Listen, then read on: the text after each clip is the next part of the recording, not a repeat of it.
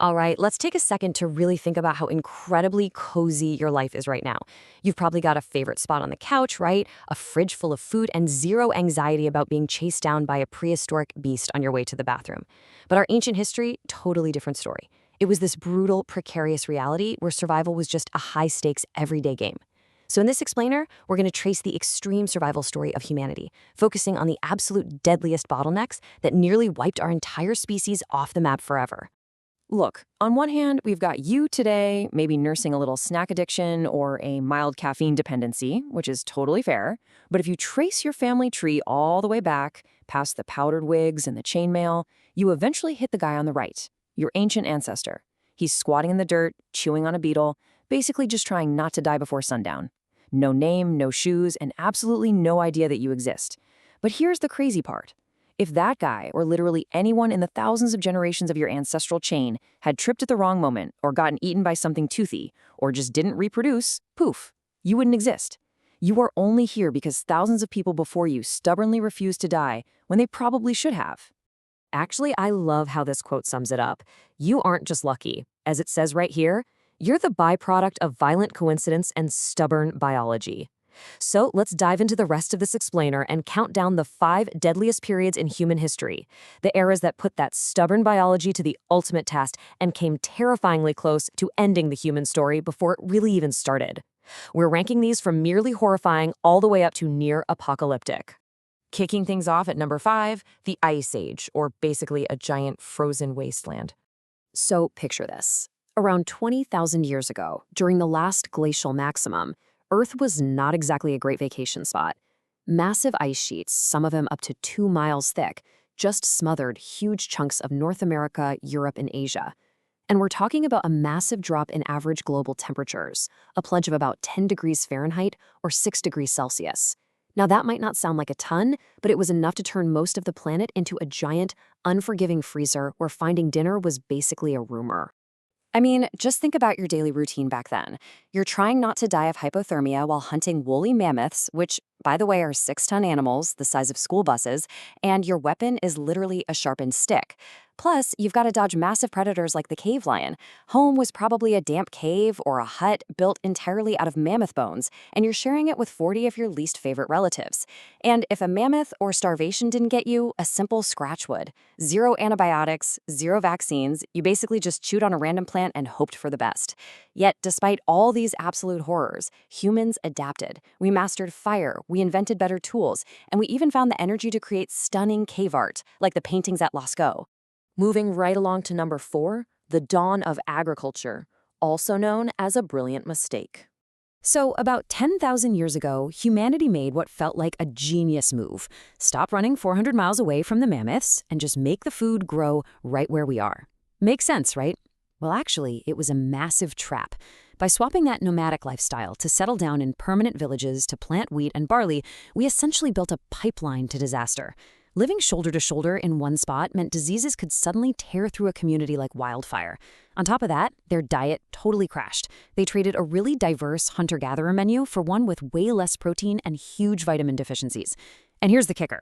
Relying on just a few crops is incredibly risky. One bad drought or a random swarm of locusts meant your entire village faced mass starvation. And the archaeological evidence backing this up is just undeniable. When we dig up the skeletons of these early farmers, we're not looking at a thriving, comfortable society. We are seeing severe malnutrition, widespread anemia, and absolutely horrifying dental disasters, where their teeth basically just rotted right out of their skulls. Settling down unleashed an absolute buffet of new biological problems that nearly broke us entirely. Which brings us to number 3, the Mongol invasions of the 13th century. Now we're getting into the human-made disasters. We're fast-forwarding to the terrifyingly fast expansion of Genghis Khan. This was a guy who treated mercy like it was a complete myth. If you saw a dust cloud on the horizon back in the 13th century, you essentially had about 3 minutes to panic before your entire city was turned into a parking lot. Their strategy was brutal. Show up fast, hit hard, leave absolutely nothing standing. They'd slaughter entire populations and use the survivors as human shields for the next fight. And their horse archers, they could accurately hit a target from 300 yards out while riding at a full gallop. They basically invented mobile warfare centuries before a tank was even a thought. And the scale of this efficiency was genuinely apocalyptic. Historians estimate these invasions were so ruthlessly effective that they wiped out roughly 10% of the entire global population. Think about that.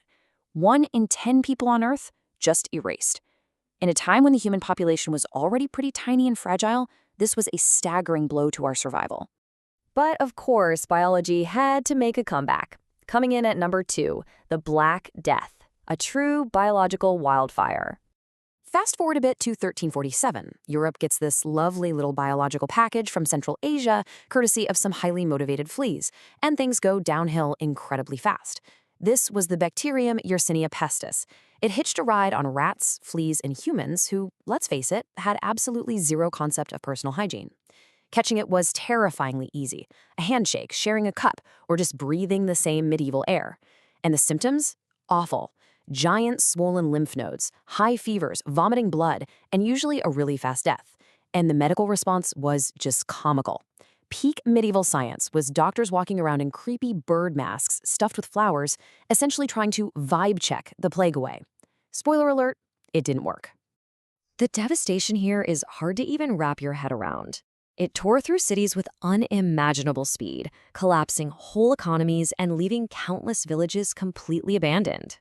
By the time the worst was over, it had wiped out an estimated 30 to 60% of Europe's entire population in just a matter of years. It was a biological wildcard that fundamentally altered human history. All right, let's slow down for a second because we are at number 1, the absolute deadliest bottleneck, the Toba supervolcano near extinction. This is the ultimate climax, 74,000 years ago. Not an ice age, not an army, not a plague. This was the moment the Earth itself literally tried to delete us. When Toba blew, it launched over 670 cubic miles of ash into the sky. That is enough material to completely bury the entire United States. This eruption triggered a volcanic winter so brutal that global temperatures plummeted by up to 27 degrees Fahrenheit or 15 degrees Celsius. Lush forests were instantly turned into frozen graveyards.